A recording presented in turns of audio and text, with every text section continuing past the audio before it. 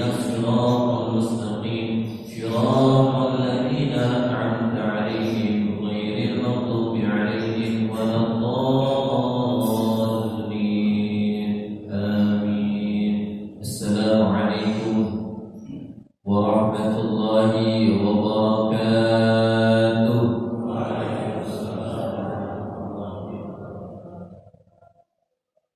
Alhamdulillah Rabbil Alamin. Alhamdulillah adada ma khalaqa fis sama'. Alhamdulillah adada ma khalaqa fil ard. Alhamdulillah adada baina dhalika. Alhamdulillah adada ma khaliq. Asyhadu an la ilaha illallah wahdahu la syarika lahu wa asyhadu anna sayyidana Muhammadan abduhu wa rasuluh. Allahumma shalli wa sallim wa barik ala sayyidina sallallahu alaihi wasallam wa ala alihi wa sahbihi ajma'in. Allahumma ya Rabbana kama jama'atana fi hadzal masjid al-muqaddas, ya Allah fajma'na yawmal qiyamah fil jannah ma'a habibika sayyidina Muhammad. Allahumma ya Rabbana irhamna wa la tu'adzibna wansurna wa la takhdhulna wa'afina wa la tuhdina وأكرمنا ولا تهنا وآثرنا ولا تسر علينا إنك على كل شيء قدير. اللهم يا ربنا لا تدع لنا ذنبا إلا غفرته ولا هما إلا فرجته ولا دينا إلا قضيته ولا مريضا إلا شفيته ولا عيبا إلا سترته ولا حاجة من حوائج الدنيا والآخرة إلا قضيتها يا أرحم الراحمين. اللهم يا ربنا وارزقنا توبة قبل الموت والشهادة عند الموت والجنة بعد الموت. أما بعد. Bapak-bapak, ibu-ibu yang kami cintai dan menghormati, wabil khusus Bapak Tamir Masjid Al-Ikhlas beserta jajarannya, dan tak lupa kami menghormati Bapak Pak Progor dan Mas Gibran yang hari ini tidak bisa hadir, Pak, karena nggak dipanggil panitia. Kita doakan semoga Pak Prabowo dan Mas Gibran senantiasa menjadi presiden yang amanah, pemimpin yang amanah, pemimpin yang taat kepada Allah dan cinta kepada Nabi Muhammad. Semoga menjadi pimpinan presiden kita yang cinta kepada rakyatnya. Allahumma amin ya rabbal alamin. Bapak-bapak, ibu-ibu sehat semuanya? Alhamdulillah. Dalam keadaan seperti ini banyak orang yang lagi pada sakit, tapi panjenengan semuanya diberi anugerah oleh Allah. Semuanya saya lihat sehat semuanya, alhamdulillah. Kantongnya aman, Pak? Enggak bolong ya, Pak? Alhamdulillah. ATM-nya aman ya isinya ya, Pak ya? Aman ya Bu, Bapak ya isinya ATM-nya ya? Alhamdulillah. Alhamdulillah. Jalali dibayar utangnya, Pak. Alhamdulillah rabbil alamin. Sungguh sangat bahagia pada pagi hari ini di momentum bulan yang mulia ini, bulan yang salah satu dimuliakan oleh Allah Subhanahu wa taala, yaitu bulan Rajab. Semoga yang hadir di tempat ini mudah-mudahan Allah memuliakan panjenengan semuanya. Semoga Allah mengangkat derajat panjenengan semuanya, dan semoga panjenengan semuanya dipilih oleh Allah menjadi hamba-hamba yang dicintai oleh Allah Subhanahu wa taala. Allahumma amin ya rabbal alamin. Sebelum kami mulai majlis ini, maka yang ingin kami rindukan adalah pembacaan salawat pada baginda Nabi Muhammad SAW. Mari kita bersama-sama pada salawat tasbih yang tadi kita sudah awali dengan membaca ayat-ayat suci Allah Subhanahu wa taala dan munajat-munajat nazam Asmaul Husna, ditambah lagi akan semakin sempurna dengan salawat kepada baginda Nabi Muhammad SAW. Mari kita bersama-sama baca salawat tasbih. Allahumma salli ala sayyidina Muhammad wa ashghili zalimin bi zalimin. Allahumma salli ala sayyidina Muhammad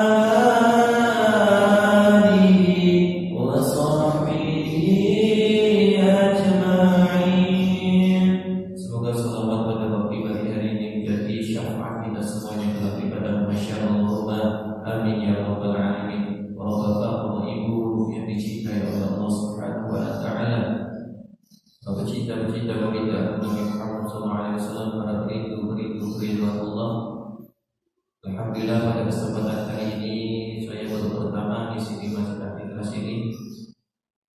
Kami berharap kepada Allah, berdoa kepada Allah semoga perkumpulan pada kesempatan kali ini menjadi perkumpulan yang dicintai oleh Allah Subhanahu wa taala, dan semoga menjadi sebab perkumpulan ini kita menjadi hamba-hamba Allah yang saling mencintai karena Allah, bertemu karena Allah, berbisa karena Allah. Semoga pertemuan pada pagi hari ini menjadi muqaddimah agar kita bisa berkumpul di surga bersama baginda Nabi Muhammad sallallahu alaihi wasallam.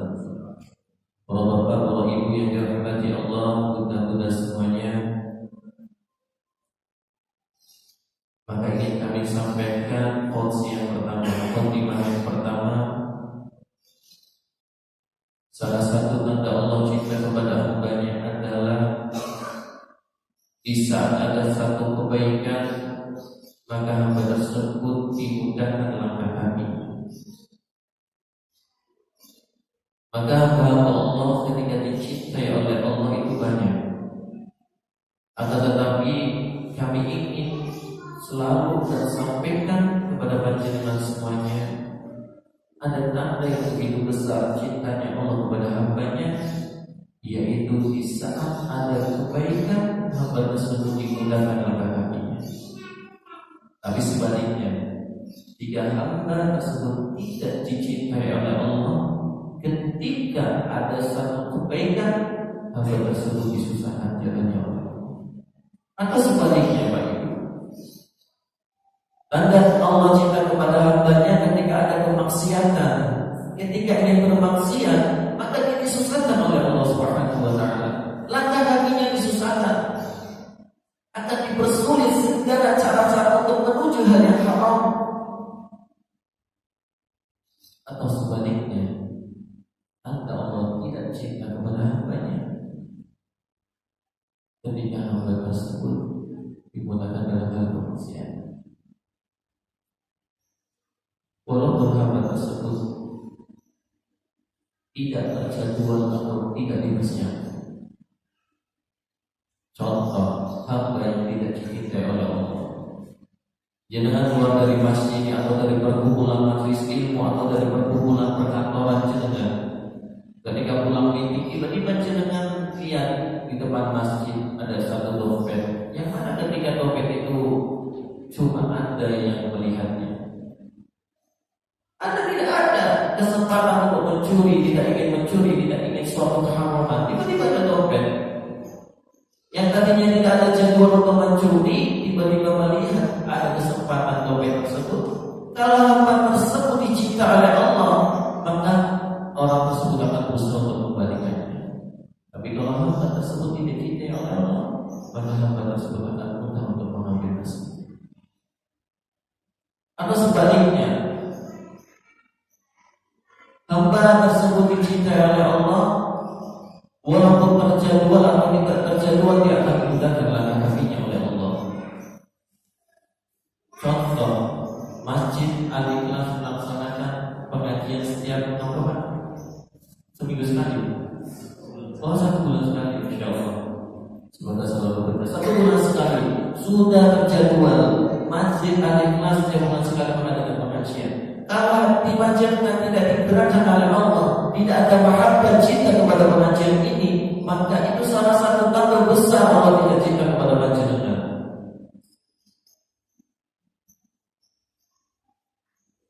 Kalau jenengan dimudahkan berarti Allah cinta kepada panjenengan. Terjadwal. Kalau tidak terjadwal, ketika tiba-tiba teman mengabarkan jenengan, Pak, Bro, Ibu, Mbak, saya harus kata-kata apa? Yang diucapkan teman Anda ini ada pengajian di majelis ini. Kalau ada waktu bisa hadir. Tiba-tiba jenengan ada gerakan hati, cinta ini benar-benar hadir majelis tersebut karena ada waktu luang. Maka ketika Anda hadir walaupun tidak ada terjadwal, maka ketahuilah Anda adalah hamba yang dipilih oleh Allah Subhanahu wa taala, jadi hamba yang dicintai oleh Allah Subhanahu wa taala. Semoga panjenengan semuanya yang hadir di tempat ini menjadi hamba-hamba yang dicintai oleh Allah Subhanahu wa taala. Faham mukadimah yang pertamanya. Selanjutnya di bulan Rajab ini, bulan yang dimuliakan oleh Allah, panjenengan sudah paham berapa banyak para ustaz menceritakan tentang amalan-amalan bulan Rajab, utama bulan Rajab dengan jauh-jauh lebih paham. Maka pada kesempatan kali ini saya tidak menjelaskan tentang bulan Rajab. Maka ketika saya menghadiri satu majlis dan majlis tersebut belum pernah saya injak mana hati saya, maka yang pertama ingin sampaikan adalah tentang hakikat ketakwaan yang sesungguhnya di majlis manapun, terutama khususnya untuk bapak-bapak yang biasa hadir sholat Jumat. Sholat Jumat gimana? Alhamdulillah. Ketika hadir sholat Jumat, salah satu rukun sholat Jumat adalah mengucapkan ittaqullah haqqa tuqatih. Jangan selalu mendengarkan khatib menyampaikan ittaqullah haqqa tuqatih. Maka dengan takwa tersebut, dengan kita bertakwa kepada Allah, kita akan diangkat derajatnya oleh Allah. Dengan takwa kepada Allah, kita akan dicintai oleh Allah. Dengan takwa kepada Allah, kita akan meninggal dalam keadaan husnul khatimah. Maka tidak ada derajat paling tinggi seorang hamba kecuali ketakwaannya. Maka apa itu takwa yang sesungguhnya? Secara global yang sering disampaikan oleh khatib bahwasanya takwa yang sesungguhnya yaitu secara global bagaimana kita semangat untuk menjalankan perintah Allah dan menjauhi segala larangan Allah Subhanahu wa taala. Ini secara global, maka akan kami persingkat persempit kembali yang disampaikan para ulama bahwasanya takwa yang sesungguhnya yaitu bagaimana kita memiliki hubungan baik dengan Allah dan bagaimana kita memiliki hubungan baik dengan sesama manusia. Bu, atau Bu, ini habis ini ada soto ini. Insyaallah semangat semuanya. Ini soto apa Pak? Soto ya, insyaallah. Ini semangat dari majlis karena sarapan apa buatan ini? Yang pertama sarapan. Apa Bu? Sarapan jadi di rumah. Bapak atau sarapan atau ibu? Dua-duanya. Alhamdulillah. Kembali lagi tentang takwa. Maka kami bersempit, kami singkat. Takwa yang sesungguhnya adalah bagaimana hubungan jenengan baik dengan Allah dan bagaimana hubungan jenengan baik dengan sesama manusia. Ini kita dapat orang yang kita lihat di ahli ibadah, mungkin dirinya merasa di ahli ibadah, puasanya Senin Kamisnya tidak pernah ditinggalkan, sholat malamnya tidak pernah ditinggalkan, sholat 5 waktunya dimudahkan oleh Allah, selalu jamaah di masjid, baca Al-Qurannya tidak pernah berhenti dan selalu tidak pernah berhenti ingin menghatamkan Al-Quran setiap hari, mungkin bisa setiap bulan menghatamkan atau setiap hari target 1 juz 2 juz. Seolah-olah dia ahli ibadah yang ahli surganya Allah. Secara penampilan, secara ibadahnya dimudahkan oleh Allah, tapi kadang orang tidak memikirkan bagaimana hubungan baik dengan sesama manusia. Mentang-mentang dia ahli ibadah ketika melewati jalan setapak, melewati jalan perkampungan atau perumahan, ada tetangga di depannya yang dia seolah-olah ahli masjid, ketika dia melewati tetangganya tidak tegur sama sekali. tidak mengucapkan assalamualaikum atau tersenyum. Berapa banyak orang mengadu kepada kami, Pak, yang dia mungkin tidak ahli ibadah, tapi mengatakan kenapa masih ahli ibadah tidak mau berusaha dengan kami. Masya Allah. Maka nanti ini kami sangat beberapa hadis yang menurut baginda Agung Nabi Muhammad SAW. Dan ini untuk menuntut kita semuanya, Pak Ibu. Berapa banyak orang ahli ibadah, tapi ujung-ujungnya masuk nerakanya Allah Subhanahu wa Ta'ala. Mungkin dia semangat ibadahnya, baca Al-Qurannya semangat, ketika ketemu istrinya tidak berusaha sama sekali. Ini terutama kepada kami diri pribadi. Berapa banyak orang menyampaikan kebaikan, khususnya ustaz. Siapa pun Anda yang menjadi ustaz yang menyampaikan, kalau benar Anda tidak baik dengan manusia, ya. Siapapun yang hari ini sudah dimudahkan oleh Allah untuk ibadah sholat malam yang rajin, sujudnya lama, dia semangat baca Al-Qurannya, puasa Senin Kemisnya tak ketinggalan. Kalau jenengan ketika ada perkumpulan RW ada gotong royong, Anda tidak hadir, jangan harap Anda menjadi ahli takwa yang sesungguhnya. Ada ustaz gengsi, padahal tidak ada jadwal ceramah. Mentang-mentang ceramahnya padat, pada waktu itu tidak ada jadwal ceramah, ada perkumpulan kerja bakti kampung masyarakat. Ustaz tersebut alasan ini dan itu sebagainya. Ingat ibadah itu di dunia ini bukan dengan Allah saja, bukan cuma dengan Allah saja, Pak, tapi bagaimana hukum kita baik dengan sesama manusia. Kata orang yang ahli ibadah merasa dia bangga dengan ahli ibadahnya sampai dia tidak tidur sama dengan tetangganya. Kata boten, bohongin dong.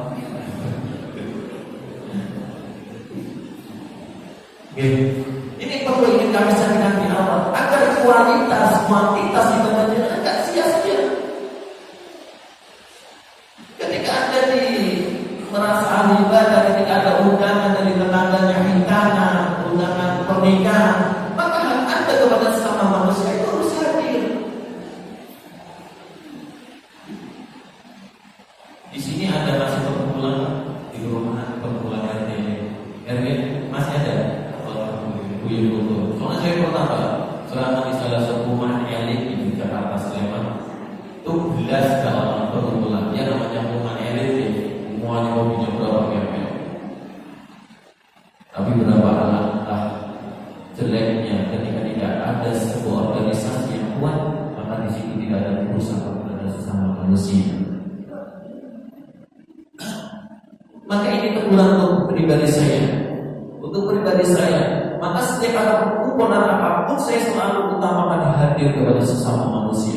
Jangan mentang-mentang dia ahli ibadah, baca Al-Qurannya enak, sama istrinya pulang-pulang ngaji. Mama sih, aku tak ngaji sih, 2 juz dia.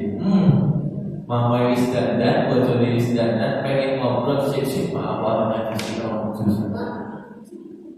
Sama kayak saya, Pak. Atau ibu sih, Pak, tak sholat sunnah dulu 20 rakaat. Iki jarang apa?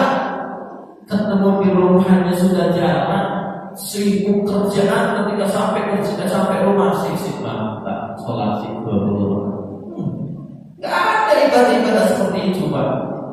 Kalau jenengan hari ini sudah dimudahkan oleh Allah untuk ibadah sholatnya, untuk ibadah ngajinya, untuk baca Al-Qurannya, perbaikilah hubungan kita dengan sesama manusia.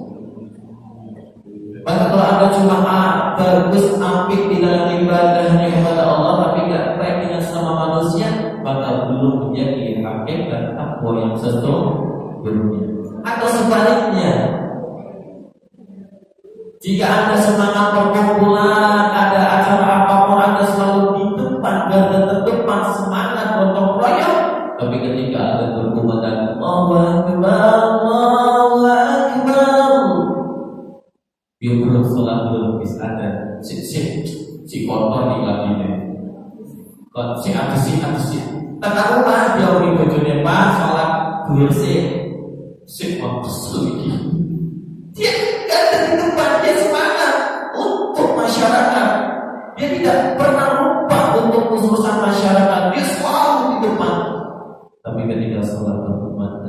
dia tidak mau melaksanakan sholat, maka kekafiran kebaikan dia adalah kebaikan yang bohong. Berapa banyak orang yang salah paham tentang hakikat ibadah, hakikat ketakwaan yang sesungguhnya. Mungkin dia merasa sholat jamaah aku semangat, tidak pernah pulang-pulang, bacaan Al-Quran aku semangat, saya target 1 juz 1 hari alhamdulillah. Tapi sama istrinya kalau ngomong bilang nanti, sama orang tuanya kalau ngomong bilang nanti. Anda kaya ahli ibadah, ada keponakan, ada saudara yang tak bisa sekolah, Anda pergi berangkat haji umroh berapa kali, Anda tak perhatikan itu ponakan Anda, saudara Anda yang tak bisa sekolah, maka hakikat ibadah Anda kepada Allah sia-sia dan bukan menjadi hakikat takwa predikat takwa yang sesungguhnya. Ibu-ibu, bapak-bapak yang dirahmati Allah Subhanahu wa taala. Kenapa ingin kami sampaikan seperti ini? Karena banyak orang yang belum mengerti, Pak. Menurut dia ahli surga, menurut ibu ahli surga, menurut bapak ahli surga. Ketika dia sudah 5 waktu, tapi sama tetangganya nggak baik, itu bahaya. Atau sebaliknya Anda baik, suka bantu saudara, suka bantu adik, suka bantu ponakan, suka bantu mertua, suka bantu keluarga mertua dengan uang kerja keras Anda baik dengan mereka, tapi Anda nggak melaksanakan sholat subuh, maka kebohongan dan maka kebaikan Anda adalah kebaikan yang bohong di hadapan Allah Subhanahu wa taala. Bisa jadi dia melakukan kebaikan kepada manusia ingin dipuji. Saya tanya, sedekah hukumnya apa? Wajib atau sunnah? Sunnah. Yang kata wajib bagi yang mampu. Ya, sedekah sunnah. Sedekah di masjid 200 juta kata badan. Memberi sedekah kepada saudaranya yang miskin 200 juta kata apa badan? Dapat pahala badan tak? Pahala. Kira-kira ngasih 10.000 sama 200.000 kalau sama-sama ikhlas pahalanya kata mana dulu? Kata 200.000. Saya tanya lagi, sholat subuh pahala badan, hukumnya wajib. Kira-kira sunnah sama wajib penting mana, Pak?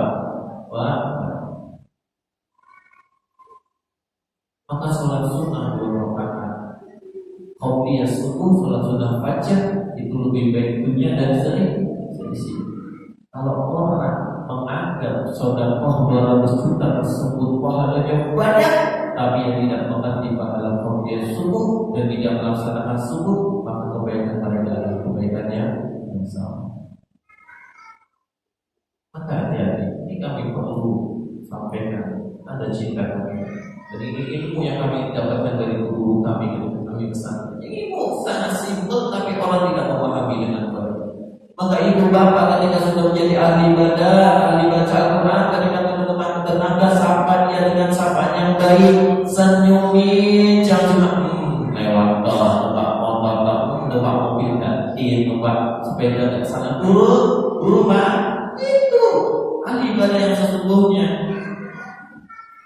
Maka nanti ada hadis Nabi Muhammad SAW yang untuk menegaskan kepada kita semuanya agar kita lebih paham tentang hadis Nabi Muhammad SAW. Ketika itu ada seorang sahabatku, ketika ada seorang sahabat yang bertanya kepada Nabi Muhammad SAW. An Abi Hurairah radhiyallahu anhu qala qila Nabi sallallahu alaihi wasallam ya Rasulullah. Ada seorang sahabat yang bertanya kepada Nabi Muhammad, inna fulana, ada seorang wanita ya Rasulullah, taqumul laila wa tasumun nahara. Dia selalu bangun malam mengerjakan salat malam. Wa tasumun nahara, istiadat dia melaksanakan puasa ya Rasulullah. Wa taf'alu wa tusaddaqu, dia juga sedekah ya Allah. Sedekahnya banyak, mengajarkan kebaikan. Seolah-olah ini seorang bertanya, seorang wanita itu ahli ibadah yang seolah-olah dia ahli surganya Allah. Coba bangun malam, aku mulai waktu subuh nahar, melaksanakan puasa di siang hari, melaksanakan sedekah. Apa kekurangannya? Tapi ya Rasulullah, wanita tersebut wa tu'di jirana wa fi riwayatin bilisannya. Tapi ya Rasulullah, dia selalu mengganggu tetangganya. Dalam riwayat lain, dia selalu mau mengingatkan tetangganya ya Rasulullah. Apa kata Nabi Muhammad? La khairu fiha. Tidak ada kebaikan kepada wanita tersebut. Fa innaha min ahli nar. Sesungguhnya wanita tersebut adalah ahli neraka Allah Subhanahu wa taala. Masya Allah. Coba Bapak pahami Pak. Ibu pahami Bu, ada seorang wanita Bu bangun malamnya rajin, puasanya rajin, sholatnya rajin, ibadahnya rajin, tapi kalau mau mengelakkan sama tetangganya, kata Nabi Muhammad, la khairu fiha, tidak ada kebaikan kepada wanita tersebut. Fa innaha min ahli nar.